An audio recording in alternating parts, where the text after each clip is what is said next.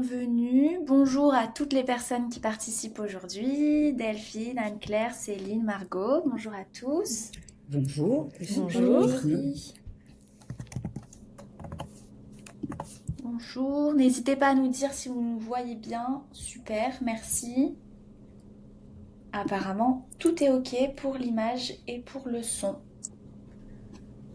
Super, parfait. Très bien, merci, bienvenue à tous. Super. Parfait. Bon, on va commencer doucement par les introductions. Alors aujourd'hui, comme vous le savez, on va passer en revue les 8 points qui freinent la performance de vos ventes groupes et événements. On va essayer en tout cas de caler ces 8 points en 1 heure. Ça va être notre challenge. Ces 8 problèmes, ces 8 points qu'on observe, on les voit partout, que ce soit dans les hôtels, les restaurants, les lieux événementiels. Et aujourd'hui, on va essayer, grâce à nos intervenants experts, de vous donner justement des conseils et des idées pour les corriger. Pourquoi aujourd'hui on organise ce webinaire? Alors chez BookingShake, pour ceux qui ne le savent pas, on accompagne des centaines d'établissements pour optimiser justement leurs ventes groupes et événements. Et on s'est rendu compte qu'il y a certains freins qui reviennent systématiquement. Et donc c'est pour ça qu'on va décortiquer un petit peu tout ça aujourd'hui. Donc on va commencer par les présentations, le temps qu'il y ait plus de personnes qui se connectent. Qui veut commencer par se présenter? Allez, c'est parti. Bonjour, Céline Kayadi Paola. Donc, je suis la directrice commerciale du groupe SSP sur le pôle premium avec 4 lieux. C'est-à-dire que je crée des événements dans des lieux de réception et dans des lieux de restauration, comme le Train Bleu, l'Envol, la Capitainerie et le dernier, le Reseda Café au Grand Palais. Voilà, Lucie. Super, merci beaucoup. Delphine, tu veux te présenter? C'est ce que j'allais dire, Lucie. Je Parfait. vais continuer. Donc, je suis Delphine Porchy, je suis la cofondatrice de Séminaire Collection. Séminaire Collection, ça a été créé il y a 7 ans. On est en fait une plateforme de lieux atypiques dans l'événementiel d'entreprise, corporate, aussi bien pour le séminaire que pour tout type d'événement. Et nous avons à peu près 350 lieux sur la France. L'objectif aussi de Séminaire Collection, c'est que nous avons un pôle conseil et une agence conseil pour accompagner aussi en fait tous les lieux qui ont besoin d'en apprendre davantage, surtout que nous sommes sur un marché qui est en constante évolution. Voilà. Super, merci beaucoup Delphine. Margot, tu veux poursuivre? Je prends le relais, je prends la Allez. suite. Du coup, donc je suis Margot et je suis responsable commerciale chez BookingShake depuis maintenant un peu plus d'1 an et demi. Donc, j'ai rejoint l'équipe au tout début et je m'occupe donc d'accompagner les établissements en France, mais aussi à l'étranger. Merci. Anne-Claire, il ne reste plus que toi. C'est à moi. Je suis Anne-Claire, je suis Customer Success Manager chez BookingShake depuis bientôt 1 an déjà. Et mon rôle est d'accompagner les clients dans la prise en main de l'outil et qu'ils en tirent le maximum au quotidien. Super, merci beaucoup. Et pour ceux qui ne le savent pas non plus, donc moi je suis Lucie, je suis Brand et Content Manager chez BookingShake. Je vais vous présenter rapidement du coup ce qu'on fait chez BookingShake pour ceux qui ne nous connaissent pas. Donc on est une solution de gestion des groupes et des événements, donc un logiciel. On va venir équiper les restaurants, les bars, les domaines, les lieux événementiels, les hôtels. On va les aider en fait à structurer, à être performants, à gagner du temps sur toute leur activité groupe et événements tout au long du process de vente. Donc ça va être de la captation de la demande à la facturation, ça va passer par les devis, les factures, les fiches de fonction, les statistiques et plein d'autres. Et pour ceux qui ne le savent pas, donc au-delà du logiciel, on fait aussi beaucoup de contenu autour du métier, dont les fameux webinars comme aujourd'hui, mais on a aussi un podcast qui s'appelle Event Shake, où on a plus de 90 épisodes. On est très présent sur LinkedIn, on a aussi un blog et on a une newsletter aussi qui est envoyée 2 fois par mois. Voilà. Donc je pense qu'on va pouvoir commencer. Donc comme d'habitude, n'hésitez pas à poser vos questions en direct dans le chat directement pour qu'on puisse y répondre. Parce que comme on va parler de plusieurs sujets, ça fait plus sens pour nous de répondre à vos questions par rapport aux sujets sur lesquels on est en train d'évoquer. Donc on va commencer par le premier point dont on voulait parler aujourd'hui, qui concerne la réception de vos demandes entrantes. Donc vos formulaires, vos emails, éventuellement également par téléphone. Parfois, on a l'impression que ça peut partir un peu dans tous les sens. C'est difficile de tout centraliser, on va dire. Est-ce que Delphine, toi, tu peux commencer par nous dire ce que tu observes et peut-être quelques conseils que tu donnerais pour réussir à optimiser toute cette partie réception des demandes? Oui, bien entendu. Écoute, nous sommes aussi, tu vois, de la même manière qu'un lieu à réceptionner en fait des demandes.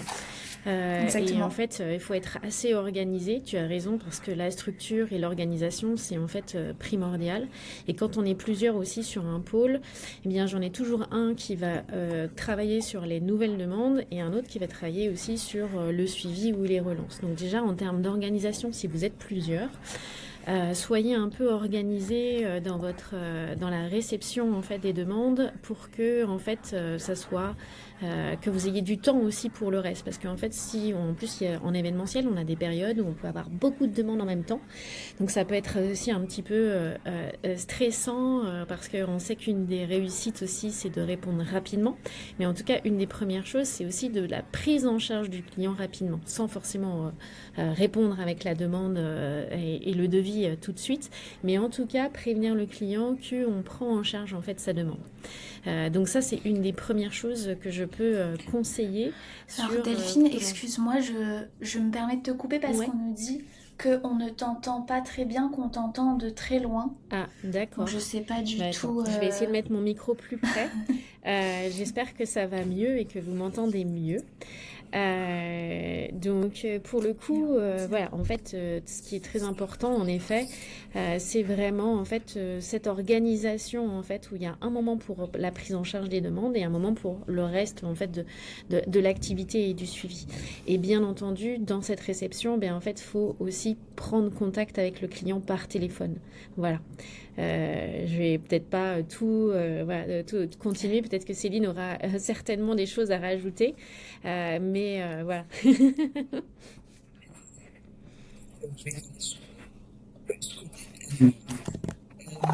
Je vais tous les là. On t'entend mal, Céline. Je crois qu'il y a un problème de son. Tchac. Pas mal. Est-ce que c'est mieux? Oui. Beaucoup mieux. Oui. Alors, Beaucoup mieux. moi, je t'entends très bien dans le chat. Est-ce que vous pouvez nous dire si c'est mieux au niveau du son, peut-être? Apparemment, non. Ah. Ce n'est pas mieux. Est-ce que vous entendez mal aussi Céline ou c'était uniquement Delphine? Si vous pouvez nous dire dans le chat, ça nous aiderait beaucoup déjà à savoir. Je vais essayer de parler pour voir si vous m'entendez bien ou pas. Est-ce que c'est OK? Nous, on t'entend bien en tout cas. Oui, moi je t'entends très Moi bien. aussi, vous entendez? Oui, c'est mieux, c'est mieux. Bon, on y va. Super. Peut-être, Delphine, je vais revenir sur juste sur un point, évidemment totalement d'accord avec Delphine, c'est les différents canaux sur lesquels on s'adresse, que ce soit le site internet, que ce soit les mails sur Outlook, que ce soit les réseaux sociaux, les event finders. Déjà, une petite erreur que je vois encore avec les nouveaux qui arrivent chez nous, c'est on va créer une plateforme et on donne une adresse email. C'est le responsable commercial. Il y en a un qui vient de partir. On n'est déjà pas aligné sur toutes les adresses mail. Donc déjà vraiment faire table basse sur ce point-là, les adresses mail et un entonnoir, c'est-à-dire une seule adresse mail générique, très importante. Ça arrive sur un seul point. C'est vrai qu'on a l'avant et l'après Booking Check. Avant, c'était moi qui recevais toutes les demandes et après c'est moi qui dispatchais et je priorisais. C'est vrai que maintenant on arrive avec Booking Check à avoir les différents niveaux, niveau sourcing de ces demandes, et ce qui est très important. Il faut faire très attention aussi à un point, on va aller très vite avec les plateformes parce qu'on sait que c'est un problème de référencement, mais le taux de transfo n'est quand même pas le même. Je pense qu'un petit conseil, prenez les adresses directes sur vos Outlook qui sont vraiment un taux de transfo beaucoup plus important. Voilà ce que je pourrais rajouter sur Delphine. Sur les propos de Delphine. Mais je suis tout à fait d'accord avec toi sur l'adresse mail générique qui permet en fait de centraliser toutes les demandes qui pointent. Exactement. Très très important. Sur une seule adresse. Alors, on nous dit qu'apparemment on entend très bien Céline, mais pas Delphine. Alors, Peut-être Delphine, rebrancher tes écouteurs, je sais ouais, pas, je vais réessayer. retenter. Hop. Ça, vous allez nous dire si Et c'est mieux. je peux rebondir aussi sur ce que tu disais, Céline, sur les différents canaux. Il y a les boîtes mail et il y a aussi, moi, ce que j'observe beaucoup quand j'échange avec des clients ou même des prospects, c'est les formulaires en ligne. Exactement. Il y en a je vois des formulaires qui font 10 pages. J'exagère. Mais voilà, que si le client doit faire son offre tout seul, en fait, bah, c'est pas l'objectif. L'objectif, c'est que il puisse remplir quelques questions clés. Et puis après, c'est le rôle des commerciaux de prendre le relais, de se dire, OK, j'appelle mon client, j'essaie de qualifier ma demande. Comme tu disais, Delphine, voilà, la prise en charge du client, je reçois la demande, j'ai quelques infos, je l'appelle. Et après, je cible et je filtre un petit peu en fonction de ce qu'il me raconte. Et je rebondis sur ce que tu dis. C'est le formulaire. Site internet, si vous avez moins de 5 secondes sur le formulaire, quand On clique, t'entend on plus, a je une pense, page qui Céline. c'est un call to action sur vraiment la première page, et on peut en avoir deux formulaires. Un petit formulaire avec juste un appel téléphonique et un formulaire, comme dit Margot, exhaustif, quoi. C'est vraiment faire attention, c'est obligatoire au téléphone. Ouais. Est-ce que peut-être, du coup, vu qu'on parle du formulaire, est-ce que peut-être il y a des questions types qui sont un peu obligatoires que vous recommanderiez chacune, qui sont un peu les indispensables, si vraiment il devait sélectionner, je sais pas, quelques questions. Est-ce que vous m'entendez? Déjà, non, déjà, le premier point. Déjà, est-ce que Vas-y. vous m'entendez mieux? Alors, moi, je t'entends très Ouais. bien. Moi aussi. Donc, pour le coup, en ce qui concerne en fait le formulaire, moi je suis toujours pour un formulaire qui soit assez court. Et c'est vrai qu'une erreur qu'on voit et qui est très agaçante, en fait, c'est les formulaires qui font 3 pages. En fait, il faut bien se rendre compte que quelqu'un qui cherche un lieu pour un séminaire, il n'a pas le temps de passer à 3 pages et presque d'avoir l'impression de faire le devis à la place en fait du lieu.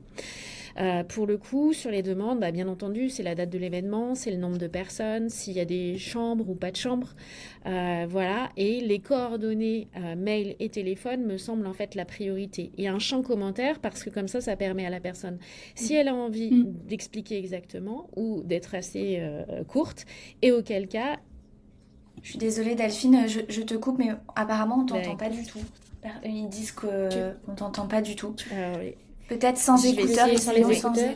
Ouais, peut-être essayons sans. Est-ce que c'est mieux sans les écouteurs? Parce que j'ai monté mon volume. Alors, Fais ta voix, Delphine. Fais ta Ouais. voix. Fais ta voix, Delphine. Fais ta voix.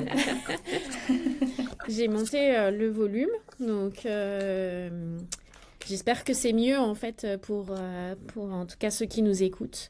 Voilà, donc je reprends en fait sur l'aspect du formulaire. C'est que le formulaire en fait il doit avoir vraiment les infos clés, c'est-à-dire le nombre de personnes, s'il y a des chambres ou il n'y a pas de chambre, la date bien évidemment. Et ensuite un champ commentaire qui permet vraiment en fait si la personne elle veut s'exprimer sur son et qu'elle a un cahier des charges très établi ou plutôt parce que certains il va falloir aussi les orienter donc ils vont faire des choses courtes et de toute façon l'objectif de ce formulaire il est là bien entendu pour que les personnes des lieux rappellent en fait le client. donc apparemment, Delphine, on t'entend. Comme si tu étais très loin de.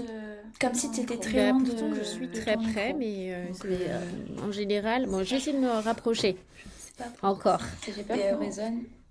J'ai peur qu'on résonne. Tu résonnais, hein, Lucie. Parce que là, tu résonnais, hein, Lucie. Je m'entends résonner. Et je résonne. Je Dites-nous m'entends s'il y résonner. a un écho aussi. Dites-nous s'il y a un écho aussi ou pas. Je pense que c'était mieux avec les écouteurs, Delphine. Je pense que c'était mieux avec les écouteurs. Avec les Delphine. écouteurs, ils n'entendaient pas du tout Delphine. Avec par les contre. écouteurs, ils n'entendaient oui. pas du tout Delphine Alors par que contre. sans, ils hein. entendent Ah ouais Alors que sans, ils Bon, entendent bah, une on petite s'écoute voix. résonner. Attends, je vais essayer de voir. Comme c'est un peu en décalé avec le live, le temps que les commentaires arrivent, je pense qu'il y a un petit délai. Donc je pense que On peut tenter comme ça et on peut tenter comme ça et on voit selon les commentaires. Très Oui, il y bien. a un écho. Oui, il y a un écho.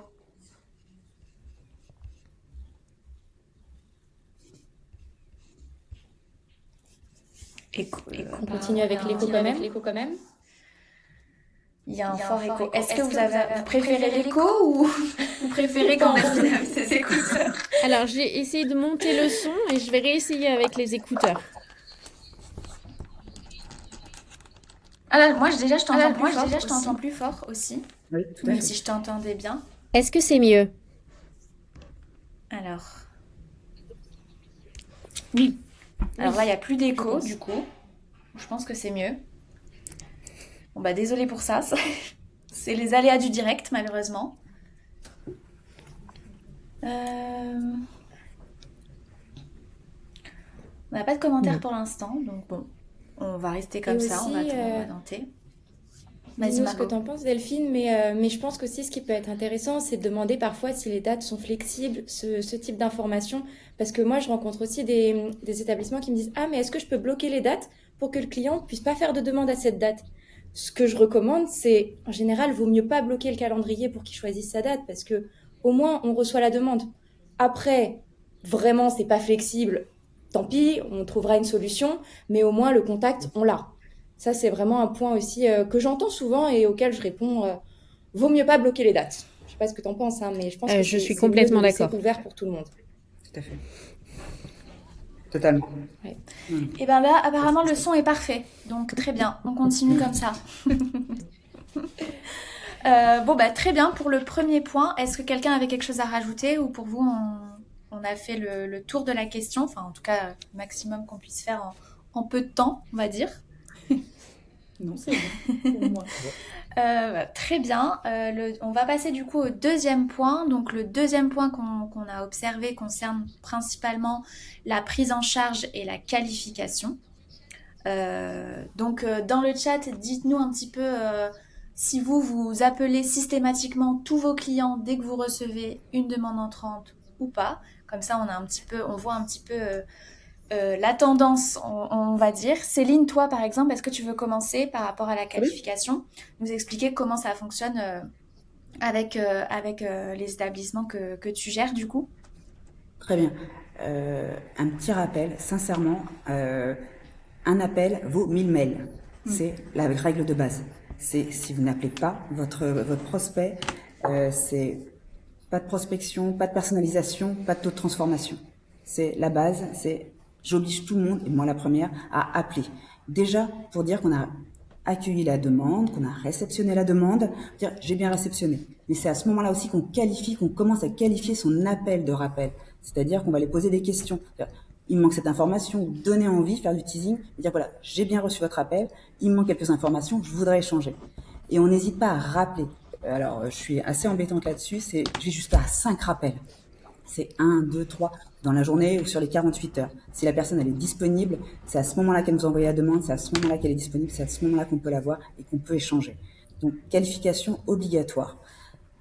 Quand vous avez les demandes, comme vous l'avez dit tout à l'heure, sur les formulaires, vous avez le nombre de packs, vous avez à peu près la prestation, vous avez la date, vous avez le numéro de téléphone, mais vous pouvez confondre entre un mariage et un codir. Ça peut être du B2B ou B2B2C. Donc, il faut avoir la personne au téléphone. Vraiment. Je sais qu'il faut être rapide sur les plateformes pour appeler. Donc, on peut pas faire ce qu'on veut, qu'on n'a pas toujours les numéros de téléphone, mais on essaye d'avoir des moyens de communication autres pour joindre la personne. Mais la règle, c'est appel et qualification. Je pense qu'on est tous en accord Alors, là-dessus. Delphine, complètement, tu je confirmes? confirme à 100%. Et pour nous, en fait, c'est pareil. En fait, on n'enverra jamais un cahier des charges à un lieu si on n'a pas eu en fait le client en ligne et au téléphone. Et c'est aussi, il y a vraiment exactement la même chose. Et surtout, je le préconise au lieu. Et j'avais certains lieux qui ne le faisaient pas parce que pour des questions de rapidité ou en fait, ils faisaient un proposition en se disant comme ça, en fait, ça me permettra en fait d'avoir déjà la tendance. Et en fait, c'est souvent déjà beaucoup d'allers-retours parce qu'on n'a pas suffisamment d'informations en fait lors de l'envoi du brief. Et surtout en fait, on n'intègre pas en fait la relation commerciale en fait avec le client.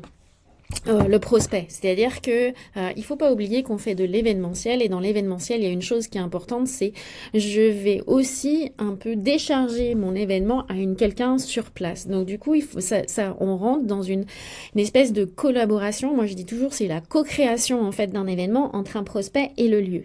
Et pour le coup il n'y a que à travers un appel que le client il va se sentir en confiance ou pas. Tout simplement. Donc, en fait, c'est aussi de créer de l'humain et c'est aussi ça qui fait la différence. Et juste pour vous donner un petit chiffre, on a accompagné un groupe d'hôtels comme ça dernièrement et avant, ils appelaient pas et maintenant, ils appellent. Ils ont augmenté de 20 points leur taux de concrétisation. Ouais. Et puis au-delà, on en parlait la semaine dernière avec Delphine, appeler, c'est aussi créer une relation. Mm. Et parce que c'est vrai que quand vous écrivez un email et que vous envoyez un devis, ben, malgré le fait que votre email soit chaleureux, etc., ça n'a rien à voir avec entendre la voix de la personne, être rassuré par la personne, peut-être discuter de tout votre événement. Et je trouve ça hyper rassurant d'avoir du contact humain. Toi, Anne-Claire, je sais que c'est quelque chose aussi qui est important, Oui. que tu essayes en tout cas de transmettre. Est-ce que tu avais quelque chose justement à ajouter par rapport à ça? Nous, je rejoins Céline et Delphine, c'est créer du lien. Puis il ne faut pas oublier que les clients, alors pas tous, mais souvent interrogent plusieurs lieux. Donc être hyper réactif, créer du lien, montrer que vous êtes aux petits soins, tout simplement, donner envie en fait d'échanger avec vous et commencer à créer une relation, comme dit Delphine. Le lien et aussi la prise de brief dont on parlait. Enfin, je pense à une comparaison, j'imagine une visite d'établissement, ça viendrait à l'idée de personne, d'aller laisser le client visiter tout seul son lieu et de laisser se projeter dans le lieu, donc l'accompagner, comme disait Delphine à l'instant, de le prendre par la main, entre guillemets, et de co-créer l'événement avec lui. Généralement, ce ne sont pas des spécialistes de l'événementiel, ils ont besoin d'être guidés. Donc oui, je rejoins Céline et Delphine sur ce point. Ouais. De créer du lien, d'être réactif et de se démarquer aussi par le lien. Ouais. Après, on a des clients, nous par exemple chez BookingShake, où on sait malheureusement qui sont débordés et qui sont seuls, par exemple le service groupe et événements, et qui malheureusement ne peuvent pas appeler tout le monde, même s'ils les aimeraient. Donc ça, c'est des cas spécifiques. Et voilà, il faut savoir après prioriser les demandes, ça existe aussi malheureusement. Mais c'est vrai que l'appel de qualification, c'est quand même hyper important. Et moi, en tout cas, quand j'étais commerciale, j'avais l'impression que ça jouait énormément dans mon taux de conversion. Oui. Très bien, pour le point numéro 2, donc, qui était la qualification.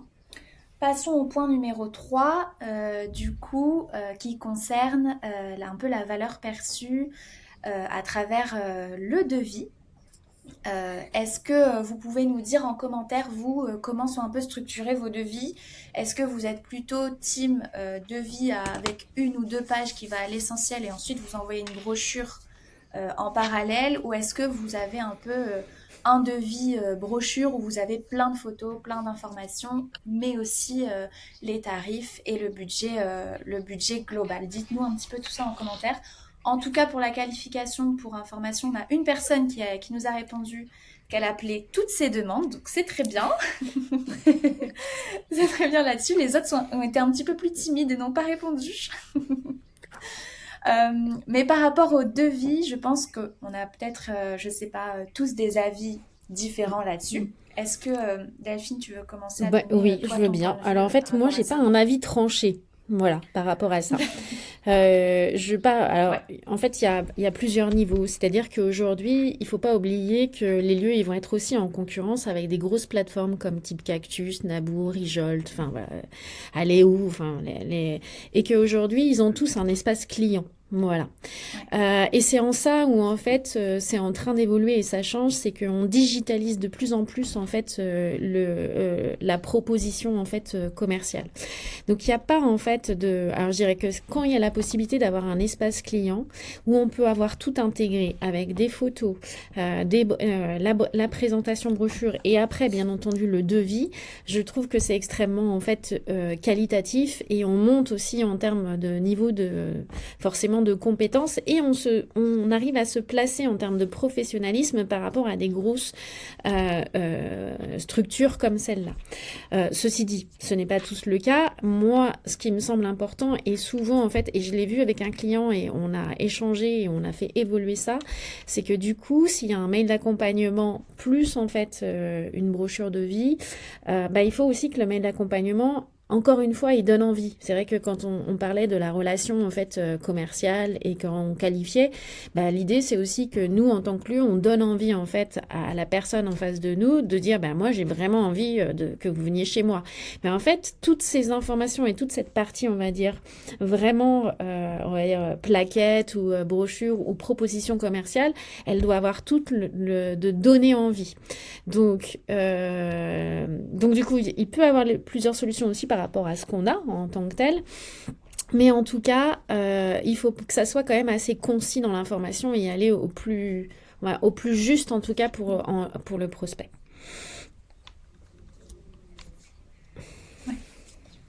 Céline, peut-être que toi, tu peux nous dire aussi comment vous faites et ce que tu en penses par rapport à ça.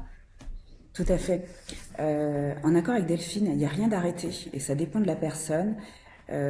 J'ai trois avis qui est déjà un devis plaquette quand on a fait une belle qualification, un devis plaquette personnalisé. C'est très important. Reprendre le wording du client, qu'il retrouve ses mots dans le devis et dans la plaquette commerciale. C'est vraiment un fil rouge.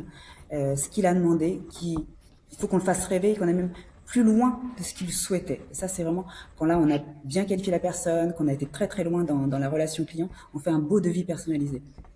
Après, il y a attention aux plaquettes commerciales, les PPT qu'on fait des copier-coller, où c'est pas le bon nom, c'est pas la bonne adresse, c'est pas le bon numéro de téléphone, c'est pas pro. Et là, à ce moment-là, ça donne une mauvaise opinion. Et on se demande, tiens, pourquoi il m'a pas rappelé, mon devis était chouette. Oui, mais tu t'es trompé de nom, tu t'es trompé du nombre de packs. Attention à ces copier-coller. Et c'est vrai que j'ai changé aussi un avis avec Booking Check qui est un devis. Et un devis, il doit pas être non plus que des lignes de prix, il doit aller un peu plus loin et d'aller personnaliser aussi ce devis et le compléter par une plaquette commerciale. Donc là, je suis vraiment dans les deux liens. Et là encore, je vais aller plus loin, c'est de dire, je prends le lien de Booking Check et je fais une plaquette commerciale en pièce jointe, mais c'est pas un catalogue, c'est quelque chose de très ciblé. J'adapte ma plaquette commerciale, que ce soit un B2C, un B2B, un mariage, un codir, je l'adapte.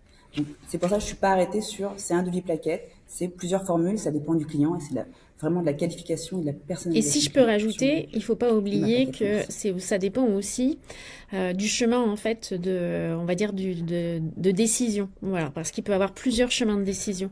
Aujourd'hui, nous par exemple, on est de plus en plus confrontés à avoir une personne qui va nous contacter pour l'événement, mais qui va forcément c'est le board qui décide. Voilà, donc c'est aussi en fait dans cette réflexion, le board il veut aller vite malgré tout. Donc en fait, c'est toute cette partie-là qu'il faut aussi aider et accompagner en fait notre interlocutrice pour qu'elle puisse défendre notre dossier, hein, clairement. Voilà, en clair.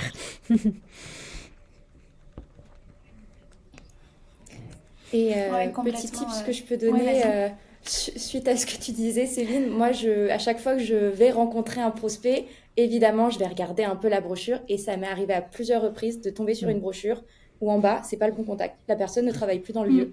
Et petit tips pour tout le monde, allez vérifier, juste au cas où, parce que je me dis, c'est dommage, les clients, ils viennent, ils regardent la brochure, potentiellement, ils ont tenté d'envoyer un mail à cette personne, prénom, point, nom, et personne ne va jamais leur répondre. Donc, voilà, la personnalisation ou en tout cas la mise à jour de la brochure, je pense que c'est point numéro 1 à vérifier maintenant. Ouais. Mais la brochure en général, je pense que ça peut être un sujet à part entière.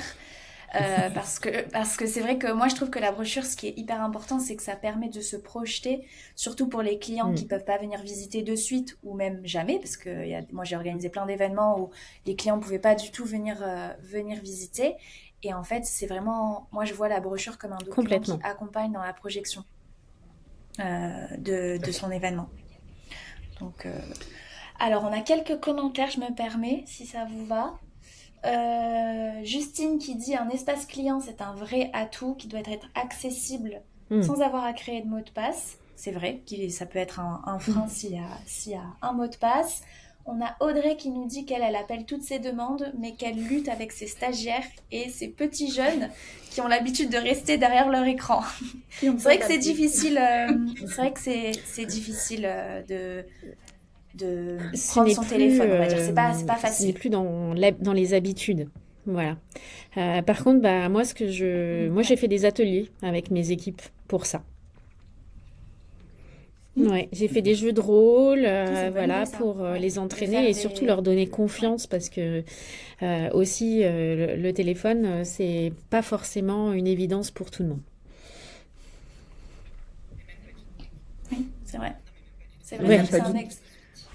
Non, mais même pas du tout. On a tous les outils à disposition, et pour ne pas parler.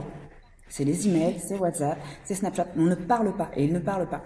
Et c'est comme tu dis, Delphine, moi je le fais en formation, mais en mise en situation. C'est-à-dire qu'on fait beaucoup de networking, on invite nos clients, et là je les oblige à parler et à avoir un discours, et c'est assez rigolo, parce que c'est très dur.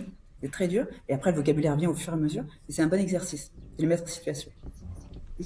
C'est sûr. Et on a Justine aussi qui nous dit rien de pire que juste un devis tableau Excel. Ça fait rêver personne et ça valorise pas l'expérience. Donc Oui, c'est il ce y a qu'on encore disait. beaucoup de devis, parce que nous, on en voit énormément de différents lieux partout en France, et des fois hors de notre collection aussi.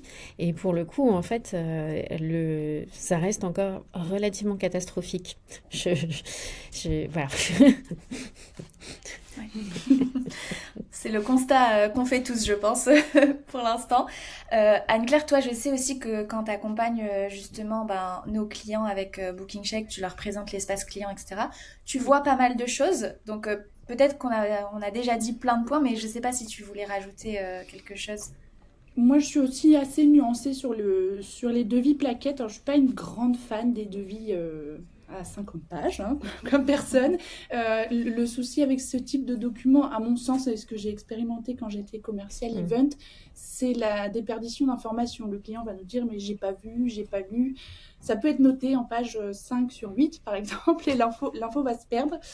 Donc je rejoins ce qui a été dit avant, ça dépend aussi du parcours client. Est-ce que le client connaît votre lieu? Si le client a déjà présélectionné votre lieu, je me dis dans un sens, pour certains, est-ce qu'il est intéressant de renvoyer une plaquette sur un lieu qu'il a déjà choisi? Donc en effet, ça va dépendre du parcours client, ça va dépendre de la cible. On parlait, je crois que c'est Delphine qui mentionnait la décision en board, par exemple, de direction. En effet, l'espace client de BookingCheck, c'est un lien, alors, comme le mentionnait Justine, sans mot de passe, qui est généré depuis le dossier, sur lequel on peut retrouver tous les documents, devis, plaquettes également. Peut être intéressant pour ce type de client, en tout cas, d'avoir ce lien consultable par tout le monde, qui reprend tous les éléments du devis, qui est un peu plus moderne, on va dire, que des devis plaquettes qui font 10 pages. Moi, j'ai juste une petite nuance là-dessus, de bien séparer les infos générales, présentations qui donnent envie, des infos purement comptables, entre guillemets, qui vont intéresser d'autres personnes, que ce soit des pages bien séparées en tout cas, mais attention à la perte d'infos dans ce type de document. Donc, nuancer également. Ça dépend du lieu, ça dépend du client et du segment de client. Effectivement, une journée d'études aura peut-être moins besoin d'informations complètes qu'un mariage, par exemple, dans un domaine. Enfin, à nuancer également. Et encore, Céline parlait du fait d'avoir un devis avec juste des lignes et des chiffres. L'idée, c'est aussi d'avoir quelque chose qui reprend un petit peu, qui présente les produits. Je crois, Lucie, tu as fait un post il n'y a pas si longtemps sur comment faire un peu rêver un client entre pause café, croissant, pain au chocolat et quelque chose d'un peu plus sympa, une petite phrase qui plaît. Ça change aussi beaucoup de choses. Et ça, voilà, on n'a pas besoin forcément d'une brochure de 10 pages pour écrire un petit wording sympa. Il suffit de le mettre dans un devis. Je suis tout à fait d'accord avec toi. Voilà. Parce qu'en fait, un prix, ça se justifie. Voilà. Mais je vais vous donner un exemple. Nous, une fois, on a reçu une proposition pour un dîner. Alors, en effet, c'était dans un étoilé au Michelin. Mais en l'occurrence, le client ne le savait pas forcément. Et lui, le client, forcément, il le sait. Enfin le lieu, et donc du coup il y avait juste marqué dîner réalisé par notre chef, avec le nom du chef que tout le monde ne connaît pas, voilà, on n'est pas tous des initiés, et à un prix qui était quand même relativement élevé, qui se comprenait au vu de la gastronomie, mais quand on le voit comme ça, on se dit mais qu'est-ce qui se passe? Il n'y avait aucune information supplémentaire, et souvent c'est aussi une erreur qui est faite systématiquement, c'est que par exemple nous voilà, les pauses, on nous pose beaucoup de questions sur les pauses ou sur les forfaits boissons ou les déjeuners où il n'y a aucune information en fait sur quel type ça va être. Qu'est-ce qu'on a en fait pour ça, pour une pause voilà, à 12 euros? Qu'est-ce qu'il y a dans cette pause à 12 euros? Et beaucoup en plus, de plus en plus, on a du fait maison, enfin ouais, et en fait, c'est pas forcément mis en valeur. Et ça, c'est une chose que je pense que ça fait partie des améliorations à faire pour donner un peu plus envie, parce que en fait, encore une fois, c'est le paquet cadeau, hein, et il faut que le paquet cadeau il soit joli. Je suis d'accord. Souvent, on a l'impression que ça va être trop long si on donne plus d'informations, mais il y a la bonne balance à trouver entre le trop long et le suffisamment court, mais qui donne assez d'informations pour se projeter et faire rêver, justement. Je regarde un petit peu les commentaires. On a justement un commentaire de Philippine qui nous dit, par rapport à la qualification, donc on revient au sujet de la qualification, que selon elle, le plus simple, c'est d'avoir une fiche qualification papier avec toutes les questions essentielles et de la remplir avec le client au téléphone. Et moi je trouve que c'est une super idée. Et d'ailleurs, pour ceux que ça intéresse, on avait fait un post sur LinkedIn il y a un petit moment déjà où on proposait 12 questions que vous oubliez souvent de poser, qui sont un peu plus originales, qui sortent un peu du lot de la qualification. Donc si ça vous intéresse de recevoir les 12 questions, n'hésitez pas à m'envoyer un message sur LinkedIn et je vous enverrai le document comme ça. Mais ça rejoint ce que disait Oui, et c'est Philippine, vrai je pense que qu'on est sur tous les d'accord aussi questions, là-dessus, en fait, on est souvent sur la question très logistique. Et on s'intéresse pas suffisamment en fait au client et aussi un petit peu à son enjeu en fait sur son événement. Voilà, et ça nous on y met aussi beaucoup d'importance en fait là-dessus, parce que forcément on a des lieux qui sont un peu différents des uns des autres et qui vont pas avoir en fait voilà, on a vraiment des lieux qui sont top pour le codir, et puis d'autres qui vont être mieux pour des conventions de commerciaux ou des équipes d'animation en région. Et ça, en fait, au-delà du budget, des concurrents, voilà. Mais il y a vraiment des questions, et je crois que je l'avais vu, ce post, Lucie, et en effet, en fait, faut aller un petit peu plus loin que l'aspect purement logistique de votre besoin pour répondre à un devis. c'est ça, exactement. Ma Donc petite malheureusement, on va réaction, pas... Oui, Ah, vas-y. vas-y. Ma petite réaction juste à la phrase de Philippine, c'est le mot papier. Je pense que de nos jours, on peut peut-être moderniser un chouïa ça en ayant une solution. Parce que C'est bizarre, j'ai échangé avec des savais prospects. que tu allais dire ça, Margot. J'ai quand même échangé avec des prospects qui étaient ravis, en rigolant, de me montrer leur fiche papier toute raturée après 5 échanges avec le client où finalement il a changé 5 fois d'avis. Avoir quelque chose d'un peu plus moderne comme un outil, quel qu'il soit, ça aide quand même pour les modifications, pour les suivis. Donc le papier, au bout d'un moment, mon avis est que ça a ses limites. Oui, il y a possibilité d'avoir la même chose en format digital, je suis d'accord. Et Voire mieux. ça rejoint la question précédente sur les stagiaires qui ont peur d'appeler, d'avoir un script à suivre aussi. Ça peut rassurer d'avoir un petit cadre, en effet, un script Totalement. numérique, Margot. Mais avec des questions à suivre, tout simplement, pour commencer. Totalement. Bon ben, avis très nuancé en tout cas sur ce sujet, sur le point du devis. Passons au point numéro 4, si ça vous va. Donc, ce qui concerne l'organisation interne. Donc, on va parler de la gestion des plannings. Souvent, on a des plannings qui sont répartis un petit peu partout entre Excel, Outlook, les tableaux qui sont partagés avec les équipes opérationnelles, celles qui ne sont pas partagées, qui sont partagées qu'entre commerciaux. Ça peut devenir rapidement un casse-tête. Margot, je sais que toi, tu en vois beaucoup passer régulièrement. Quels sont un petit peu tes tips et surtout tes observations par rapport à ça? Mes observations, j'en ai eu beaucoup. J'ai rencontré des prospects qui me montraient leur calendrier Excel de 30 colonnes, jusqu'aux autres qui me montraient leur tableau Velleda à l'arrière de notre bureau dans lequel ils écrivaient tous les plannings. Le tableau Velleda, pareil, c'est très sympa. On retourne un peu à l'ancienne, on écrit sur le tableau, c'est sympa. Mais c'est pareil, ça a ses limites parce que déjà, c'est pas forcément accessible à tout le monde et ça demande vraiment beaucoup de modifications tout le temps. Les plannings, c'est quelque chose qui change tout le temps. C'est aussi quelque chose qu'il faut pouvoir consulter rapidement et simplement. Donc, se retrouver avec un fichier Excel ou un tableau ou un agenda papier, ça peut facilement devenir bloquant, en tout cas pour l'organisation et les suivis. Donc voilà, moi j'ai vu de tout, plus rien ne m'étonne, pour être honnête. Et je pense qu'avoir quelque chose de structuré et même quelque chose de visuel, avec des couleurs, avec des suivis, ça change tout. Est-ce que... Oui, vas-y Anne-Claire, vas-y. Je rebondis parce que j'ai fait partie des gens en event qui avaient des tableaux Velleda. Moi aussi, j'avoue. Je plaide coupable. J'ai commencé coordinatrice événementielle et alors, pour vous dire, je découpais, j'imprimais ma fiche de fonction en 3 fois, je découpais par service et j'allais placarder la semaine dans chaque office de chaque service. Donc, ça peut être compliqué. En effet, comme dit Margot, si on a possibilité de numériser... c'est top. Sur les plannings Booking Shake, par exemple, récemment, j'ai un client qui me disait ils ont un ordinateur en cuisine. Alors, ça n'arrive jamais. Mais le chef pouvait consulter directement le calendrier qui est généré dans l'outil. Si ce n'est pas possible, je dirais, je rebondis encore sur Booking Shake, mais possibilité de créer des versions de fiches de fonction par service, par exemple, qui vous éviteront de découper et coefilioter les infos. Et à ce moment-là, peut-être de les afficher si vous n'avez pas d'autres solutions. Mais bon, en effet, si c'est numérisé, c'est encore mieux. Si en tout cas, au moins les chefs de service ont accès à un calendrier partagé, c'est top. Ou au moins pour les équipes commerciales, c'est déjà le... Oui. Au moins pour les équipes commerciales, pour leur faciliter le quotidien, on sait très bien qu'en cuisine, c'est pas encore vraiment dans leurs habitudes d'aller regarder les calendriers sur l'ordinateur et on leur en veut pas, hein, vraiment, c'est normal aussi, mais au moins pour faciliter la gestion des équipes commerciales, avoir un calendrier structuré, c'est la base, vraiment. Ouais, je suis d'accord.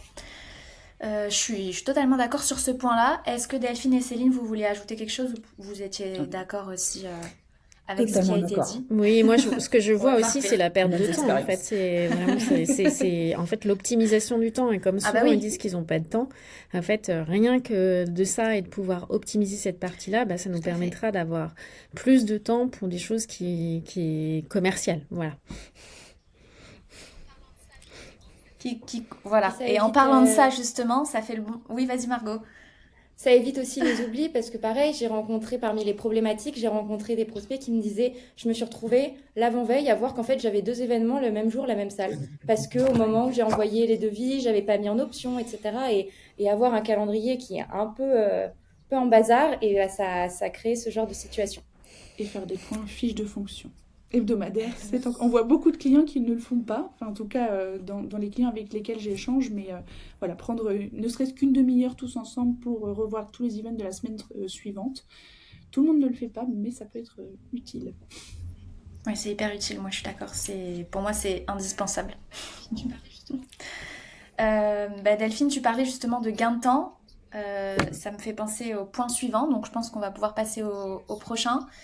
Qui est le suivi client, qui est du coup forcément lié à la base de données client aussi.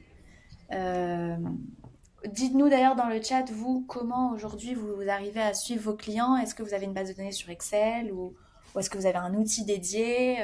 Est-ce que vous arrivez à bien segmenter, à bien classer, à bien suivre un petit peu tout ça? On avait fait il y a quelques mois un webinaire dédié à la base de données avec Delphine, justement. Donc, c'est un peu l'experte là-dessus. Delphine, si tu veux en parler, malheureusement, on ne pourra pas en parler pendant 1 heure, bon, mais au moins... Vous savez ici que c'est mon dada, en fait, les bases de données, mais au-delà d'être de mon dada, c'est surtout que c'est une importance, en fait, capitale. Tout simplement parce qu'aujourd'hui, il faut, encore une fois, on est obligé de monter en professionnalisme, en fait, par rapport aux prospects et aux clients avec lesquels on va travailler. Et pour le coup, aujourd'hui, on a besoin, en fait, d'avoir un suivi du client. Est-ce qu'il est déjà venu? Est-ce qu'il a déjà fait des demandes? Quel type, en fait, de demande il avait effectué auparavant? Et tout ça, en fait, ça va avoir un intérêt parce que si, au moment où on va prendre son téléphone et on va dire « Ah oui, vous aviez fait cette demande à ce moment-là pour que tant de personnes, voilà, aujourd'hui, je vois que vous êtes un peu plus nombreux, vous avez grand... » Enfin, voilà, c'est aussi ça va vraiment avoir une relation encore avec le client et ça fait professionnel parce qu'on se rappelle de lui.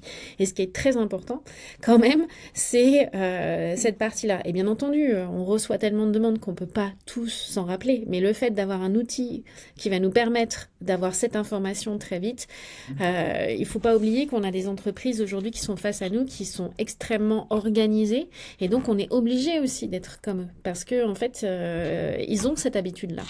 Voilà. Alors bon, moi je suis et puis après, c'est si vous voulez faire des emailing, enfin si vous voulez communiquer, de la commercialisation aussi, tout ça c'est très important. Voilà, aussi bien pour la partie, je vais m'arrêter parce que autrement je pourrais en parler dans des heures, on le sait très bien. Mais pour le coup, segmenter, connaître un peu la typologie de vos clients, enfin pour toutes ces informations-là, en fait, un CRM aujourd'hui, c'est pratiquement en fait la base. Et c'est vrai que moi, quand j'ai commencé Senior Collection, la première chose que auquel j'ai réfléchi, c'est le CRM. Ouais. Je sais, je pense qu'on est tous alignés par rapport à ce que tu dis, Delphine, par rapport à la base de données. Anne-Claire, toi, je sais aussi que c'est un point sur lequel tu accompagnes beaucoup nos clients. Elle est forte. Est-ce qu'il y a des... Comment? Je les force. Voilà, tu les forces. Est-ce qu'il y a des choses que tu vois qui reviennent dans la majorité des cas où tu te dis, bon, bah ça, vraiment, c'est non, il faut arrêter? Souvent, ce qu'on voit, c'est qu'il n'y a aucune segmentation de la base de données client. Vraiment pas. Alors, c'est vrai qu'en hôtellerie, moi, j'ai eu l'habitude de le faire, c'est tout bête, hein, et pas mal de clients hôteliers le font sans faire exprès dans les PMS, en fait, dans les logiciels hôteliers, sur les cardex, de dire tel client n'aime pas les oreillers en plume. Je donne un exemple très bête qualitatif, mais en fait, il faut faire la même chose sur tout le monde avec des données très précises, comme dit Delphine, qui permettent de filtrer derrière le statut du client. Est-ce qu'il vient une fois par an? Est-ce qu'il vient tous les mois? Est-ce que c'est quelqu'un qui vient... On parlait de Fashion Week tout à l'heure, Céline. Est-ce que c'est un client qui va venir uniquement sur cette période? Voilà, effectivement, si on a Chanel en client, on peut se dire, bon, il risque de revenir à Paris régulièrement quand même sur ces périodes-là. Et j'imagine que c'est très bien fait chez toi. Mais oui, souvent, ce qu'on voit, c'est qu'il n'y a rien du tout, en fait. Il ne se passe rien du tout. C'est pas segmenté, on y pense après.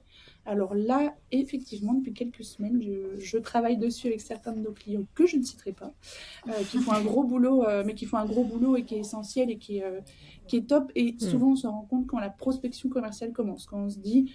là c'est creux, février arrive, pour beaucoup de monde c'est très calme, il faut que je relance les gens et là on se rend compte que on ne sait pas comment faire parce qu'on n'a rien segmenté du tout. Donc pareil, je pourrais en parler une heure, de refaire un webinar produit peut-être à ce niveau-là pour les clients Booking Shake sur comment on peut le faire, ou effectivement comme dit Delphine, un CRM bien rangé et propre. Ouais. On a une question par rapport à ça. À partir de quand, en termes de volume de demande entrante ou chiffre d'affaires ou maturité commerciale, est-ce que vous conseillez d'avoir un CRM? Beaucoup de petits lieux se disent « je suis trop petit pour en avoir ». Quel est votre point de vue à vous toutes là-dessus? Je me permets. C'est exactement ça. Quand j'ai repris les lieux, j'ai 3 lieux où j'ai tout de suite appelé Margot et dire je veux un CRM à partir de 0 client pour commencer et avoir une base client.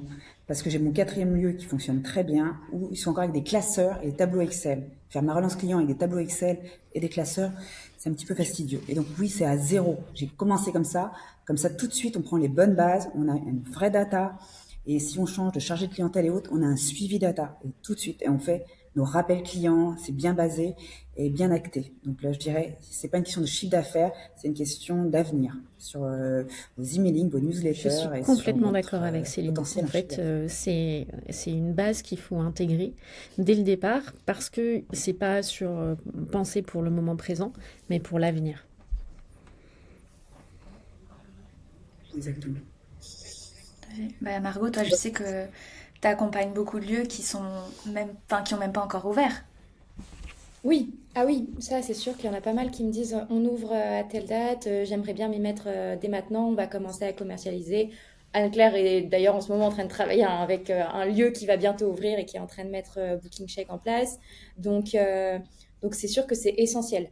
Mais parfois je rencontre aussi des établissements qui sont beaucoup plus inquiets et qui me disent je sais pas si c'est déjà le bon moment. Et en général, voilà, je les rassure et aussi je leur explique un peu les avantages d'une solution qu'il faut mettre en place. Et je sais, Céline, je me souviens encore du début où tu me disais Moi, j'adore dire oui, au début, pour le paramétrage, on vous aide à importer la base de données, etc. Céline, elle m'a dit, de toute façon, j'en ai pas.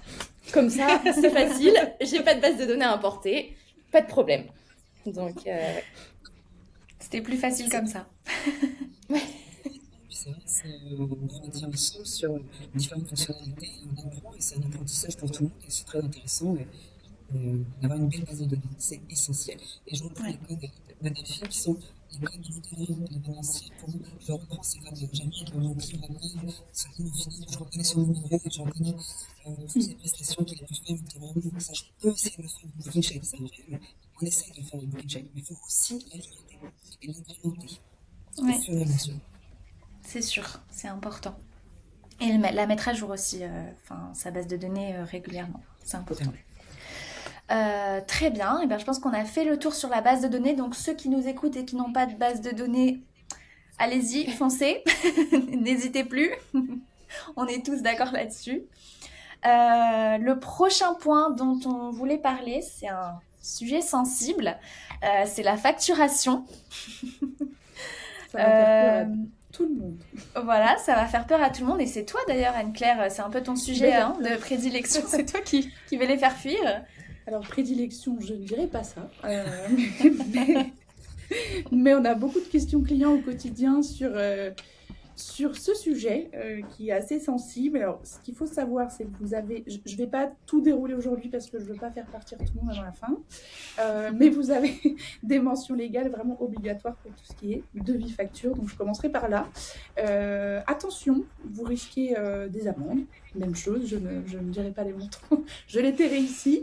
Je pense que d'ailleurs, si vous pouvez nous dire dans le chat si ça vous intéresserait peut-être d'avoir un listing, un document très clair par typologie client de ce que je dois avoir impérativement sur tel ou tel document, c'est avec plaisir. Comme ça m'évitera de le faire ici. Mais par exemple, l'identité de votre client, les adresses pour les factures au niveau B2B, tout ce qui est numéro de TVA, les dates d'émission, les dates de paiement, les pénalités en cas de retard. Enfin, il y a vraiment une très très longue liste. Donc, encore une fois, je m'arrête là. Et vous risquez des amendes par pénalité. Donc, attention.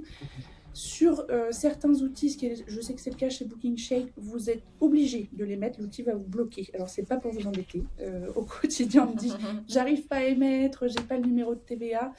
Libre à vous de contourner la règle. Mais c'est vrai qu'on essaye de vous empêcher de faire des bêtises légales. Et je finirai ce point, pour ne pas être trop long, sur la facturation électronique qui arrive en septembre prochain. Et vous aurez des algorithmes certainement qui pourront aller repérer sur les nouveaux systèmes les pénalités manquantes. Donc prenez bien les bonnes habitudes pour vos clients. Alors sur le B2B, généralement les clients le font, enfin les nôtres en tout cas font attention. Sur les B2C, donc vos clients particuliers, normalement vous devez avoir une adresse par exemple sur la facture. Voilà, donc je m'arrête là sur ce point. Pas des plus fun, et puis on pourra vous fournir une liste complète à ce moment-là par les réseaux si besoin. On a plusieurs personnes qui sont intéressées dans le chat en tout cas. Est-ce que tu voulais peut-être aussi rajouter un petit point sur la proforma, parce que c'est une facture qu'on voit beaucoup passer chez nos clients avant qu'ils soient avec nous chez Booking Check, et après on leur dit ah bah non, chez Booking Check on fait pas de proforma. Oui, alors la proforma, c'est un document un peu hybride, je dirais, entre le devis et la facture. Alors, j'ai rencontré moi-même le souci en hôtellerie de clients qui nous imposaient une proforma. C'était déjà sujet à débat pour moi à l'époque. C'est vrai que Booking Check ne le propose pas. Ce qu'on propose, ce sont les devis complets, les factures d'acompte, pour avoir une facture égale un paiement. Mais les proformas n'ont pas de valeur légale. Ils ne vont pas permettre de déclencher un paiement. Mais bon, après, on sait qu'il y a un petit flou juridique chez tout le monde. Certains de nos clients nous disent « Oui, mais mon client ne veut pas régler sans ». Légalement, ça ne déclenche pas un paiement. C'est à mi-chemin entre devis et facture. Voilà. Je ne sais pas si quelqu'un l'utilise, Céline, Delphine, si vous avez des retours sur ce point-là. Mais c'est vrai qu'on a beaucoup la question. Booking Check fait le job totalement. C'est vrai que ça nous sécurise en pleinement sur tous les négociateurs, les chargés de clientèle. On est assuré avec Booking Check. d'être dans la légalité, de répondre Pour nous, aux demandes. on voit encore des lieux qui, en effet, ne font pas des factures qui sont correctes et légales, mais on n'a pas trop la proforma, on ne l'a pas. Peu. Ok. Elle va, Ok. elle va Très bien. devoir disparaître Oui. tranquillement, je Tout à pense, fait. avec C'est ça. la facturation électronique qui arrive. Ouais. On a beaucoup de personnes dans le chat qui sont intéressées pour recevoir le récapitulatif. Donc, C'était quand même un sujet fun au final, ouais, la c'était facturation. c'était un sujet qui a intéressé pas mal de monde. Donc voilà pour la facturation. Merci beaucoup Anne-Claire. Le prochain point dont on voulait parler, dont on parlait aussi un petit peu déjà tout à l'heure, c'était la collaboration interne et notamment les fiches de fonction. Moi, je me souviens de cauchemars que je faisais quand je me réveillais et je me disais « Ah, j'ai pas fait la V10 de la fiche de fonction de l'événement de demain ». Ou encore quand je me baladais dans les couloirs et que je voyais que le chef avait imprimé la V8 alors que c'était la V10, la dernière version. Donc, galère. Céline, est-ce que toi, tu veux un petit peu nous expliquer comment vous vous organisez au niveau des fiches de fonction? Très bien. Alors, c'est vrai que c'est un petit peu spécifique parce que c'est vraiment des lieux événementiels dans des restaurants. Déjà, tu l'as dit tout à l'heure, Lucie, c'est une réunion obligatoire par semaine avec 3 entités, c'est-à-dire le chargé de clientèle, le chef de cuisine et le directeur du restaurant. Pour déjà passer les premières informations, passées et à venir. Et là, on se transmet la fiche de fonction. C'est vrai que Booking Check aussi nous le permet. Il y avait un avant et un après Booking Check, mais on avait toujours une fiche de fonction et on déroulait la fiche de fonction ensemble à 8 jours de l'événement. Mais ce qui est important, c'est les 48 heures avant l'événement. Ça, celui-là, il est essentiel. C'est les petites informations essentielles entre 2 portes. Une allergie, un problème, là, qu'on ne note pas sur la fiche de fonction. Donc là, on reprend avec Booking Check et c'est vrai que c'est essentiel. On ressort la fiche de fonction, on la met contre le mur. C'est vrai que j'ai partout, dans la cuisine, dans le restaurant, il y a les fiches de fonction. Mais surtout, là, on refait cette réunion avec le premier maître d'hôtel, celui qui s'occupe de la prestation. Mais avant, il la découvre pas. Le jour de l'événement, personne découvre la prestation. C'est l'avant-veille, la veille. On reprend toutes ces fiches de fonction. Et autre point, on n'a pas le même rythme. Dans des restaurants, on travaille tous 7 jours sur 7, à des heures en décalé. Donc, c'est vrai qu'avoir un CRM, ça leur permet d'avoir l'information en live. Tous, comme tu l'as dit Lucie, en cuisine ne sont pas encore totalement faciles pour eux d'accès sur le CRM, mais ils nous appellent. Vous m'appelez un samedi, un dimanche. Céline, on a l'info en live. Ils peuvent la voir. Et ça, c'est très, très important. C'est avoir l'info à toute heure du jour et de la nuit. Mais faire des réunions et transmettre les informations à tout le monde. Ouais, je Donc, suis ça serait d'accord. mon conseil. Je suis totalement d'accord. La réunion fiche de fonction, pour moi, c'est obligatoire. Et refaire un point aussi le jour J. Et moi, ce que j'aimais bien faire aussi, c'était refaire un point avec les équipes opérationnelles le jour J, quelques heures avant l'événement. Et quand la cliente principale arrivait ou le client principal, présenter le maître d'hôtel qui sera là ou la personne qui sera en charge jusqu'à la fin de l'événement et faire un tour aussi du déroulé avec le ou la cliente parce que parfois, on se retrouve face à des clients qui disent « Ah non, finalement, j'aimerais pas ça ». Et du coup, de le faire en live avec les équipes opérationnelles, en tout cas la personne en charge, je trouve que c'est hyper important. Par rapport aux fiches de fonction, Margot, toi, je sais que tu rencontres pas mal d'équipes aussi. Pareil, qui te j'ai vu racontent, de tout, je sais.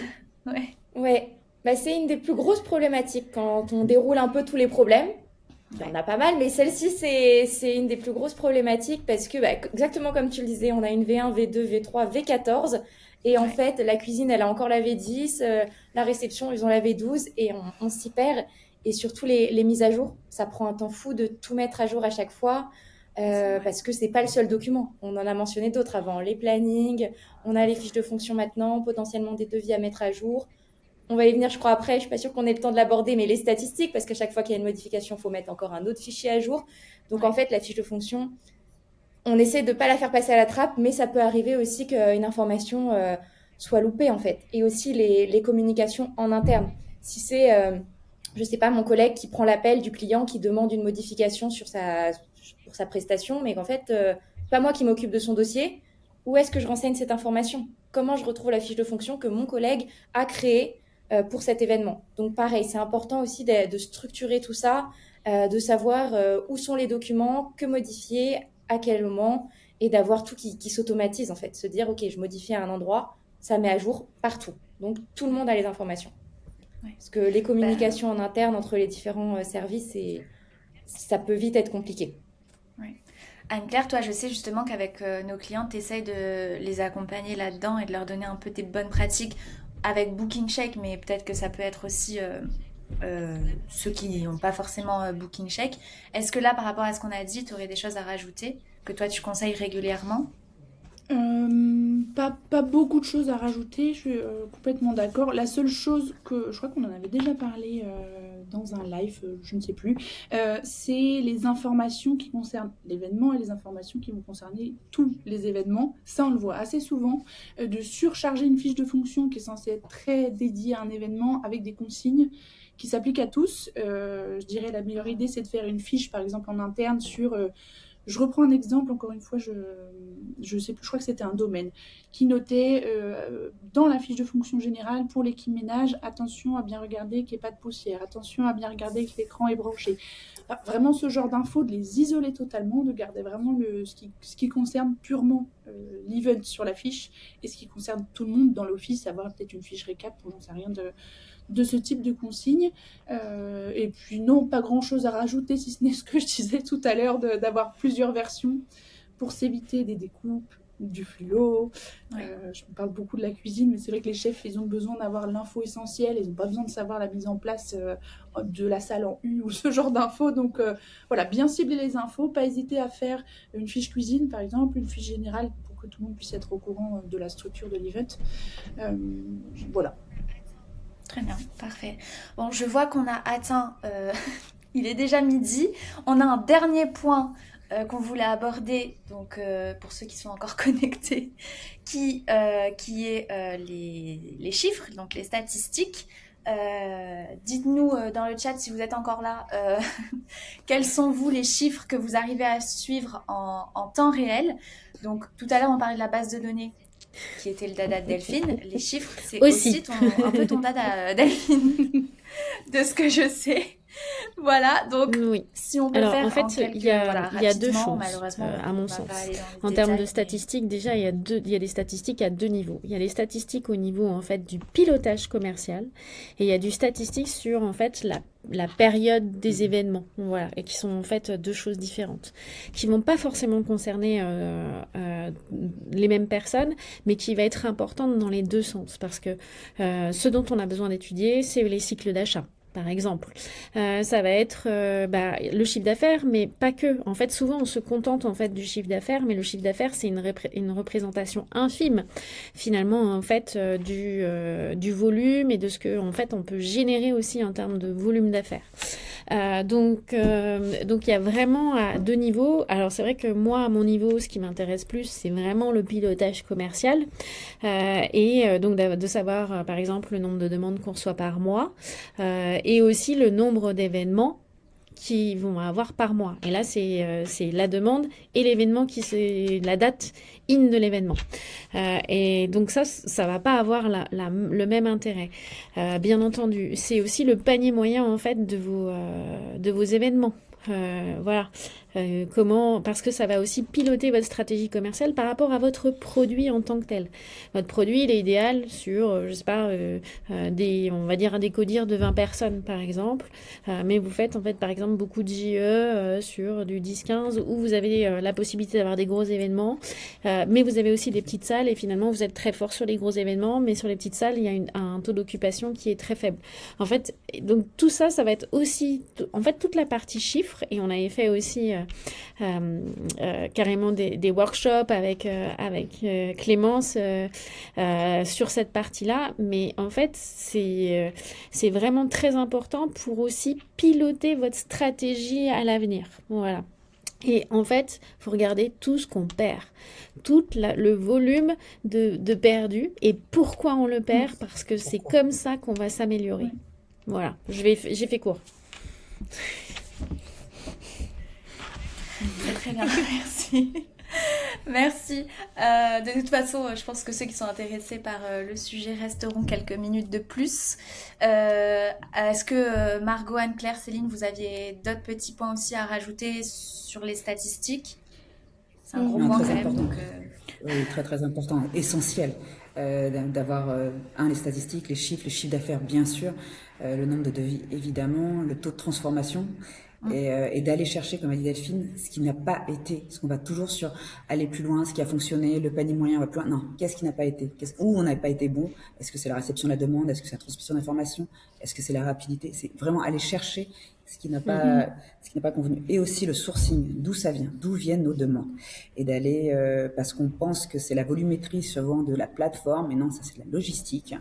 Et ça ne nous fait pas des taux de transfo à la fin du mois. Donc voilà, mais statistiques essentielles, évidemment. super. Et une autre donnée que j'aime bien, c'est le taux de, je crois que ça s'appelle rétention, le nombre de fois où le client revient, en fait. Parce que bon, il vient une fois, il fait un énorme événement, c'est super. S'il revient jamais, peut-être analyser le pourquoi, si c'est le cas. Et puis s'il vient régulièrement, ça permet aussi d'avoir des prévisions. Se dire, ok, cette date, moi, de toute façon, pour le moment, je prends en compte que potentiellement, je vais avoir ce groupe, je vais pas la booker, ou en tout cas, je vais mettre que des options, ou je sais que j'ai ce chiffre d'affaires qui potentiellement va arriver parce que tous les ans, j'ai ce même événement. Pour la Fashion Week de Chanel, par exemple, Céline. Enfin, peu importe. On va avoir des choses comme ça. Ouais, je suis Donc ça, d'accord. pour moi, c'est une donnée qui est importante. Ça me fait penser à un autre podcast qu'on a fait sur le plan d'action commerciale. C'est vos chiffres qui vont vous permettre aussi de déterminer quelles actions mettre en place, pourquoi et pour qui, pour l'année suivante. Donc ça, je vous invite aussi d'ailleurs à aller l'écouter si jamais ça vous intéresse. Comment construire son plan d'action commercial sur notre podcast. Oui, sur ce point aussi, j'aimerais parler des outils. On a beaucoup de clients qui font le travail en double, voire triple. Alors, je ne suis pas du tout une anti-Excel, au contraire. Revenu management, c'était mon meilleur ami. Mais je dirais, alors, je prends l'exemple de clients BookingShake qui saisissent tous leurs dossiers sur notre outil et qui, en parallèle, vont tenir un tableau de statistiques dans Excel où ils vont noter demande par demande toutes les infos. En soi, cette étape-là, elle leur fait perdre beaucoup de temps. C'est source d'oubli. Alors, je dirais de plutôt les utiliser en complément. Sur un Excel, vous pouvez peut-être aller faire des recherches plus poussées, comme disait Delphine, en date de création des demandes, pas uniquement en date d'événement, mais de ne pas hésiter à utiliser, alors ça peut faire peur à beaucoup de gens, ce n'est pas si difficile, des tableaux croisés, dynamiques, avec des exports préparés dans BookingShake. C'est ce que j'essaye d'expliquer à nos clients. Vous avez une base d'export. Utiliser ces exports construits pour zapper l'étape je note mes demandes ligne par ligne dans Excel et utiliser Excel pour aller un peu plus loin si besoin, mais pas tout faire en doublon, quoi. Donc attention à vos outils, que ce soit BookingShake ou autre chose, d'essayer de tout centraliser au même endroit, ce sera quand même beaucoup plus facile pour tout le monde et Excel pourra devenir votre meilleur ami sans en avoir peur non plus. Et cette partie statistique, moi je sais que quand j'échange avec des prospects, bon, sans surprise, à partir du moment où ils n'ont pas de base de données, ils n'ont pas non plus de statistiques. Et voilà, pareil. Au début, j'étais très étonnée. Maintenant plus. Parfois, ils sont pas forcément en mesure de me donner le chiffre d'affaires. Donc c'est important aussi. Oui. C'est... Voilà, moi maintenant vraiment j'échange quand même avec beaucoup de monde, donc je suis plus trop surprise de situations comme ça, mais pourtant quand je mentionne les chiffres qu'ils aimeraient avoir, c'est toujours les mêmes, c'est ceux qu'on vient de mentionner. C'est juste que ça prend du temps de les mettre en place en fait. C'est pas la priorité quand on a des dossiers, des demandes entrantes tous les jours à gérer, des devis à faire, des factures, des fiches de fonction. Bah les stats ça arrive en dernier et c'est dommage. Oui, d'accord. Je pense qu'on est arrivé à la fin parce qu'on a des gens qui commencent à nous dire merci beaucoup, qui doivent nous quitter. Donc, si vous êtes reconnus dans plusieurs de ces petits points, la bonne nouvelle, c'est que c'est possible d'y remédier. Donc, on espère qu'on vous a donné quelques petits conseils qui déjà pourront vous aider. Et on le fait aussi chez BookingShake, donc accompagner justement les établissements à fluidifier tout le process de A à Z. Donc n'hésitez pas à aller sur notre site internet pour voir un petit peu ce qu'on fait et éventuellement à demander une démo aussi à Margot ici présente qui sera ravie de vous aider. Merci infiniment à Céline, à Delphine, à Margot et à Anne-Claire pour tous vos conseils et votre participation. Merci à vous. Et puis, n'hésitez pas à nous poser des questions sur LinkedIn directement si vous en avez d'autres qui vous viennent aussi entre-temps. Si vous avez des événements, allez voir les lieux de Céline et allez voir aussi... et si vous avez besoin de conseils plus approfondis, je suis sûre que Delphine aussi sera ravie de vous aider, voilà, sur cette partie-là. Merci. Ben, merci à tous. Merci beaucoup. Pour aujourd'hui. Merci à et tous. puis à très bientôt pour un prochain webinaire.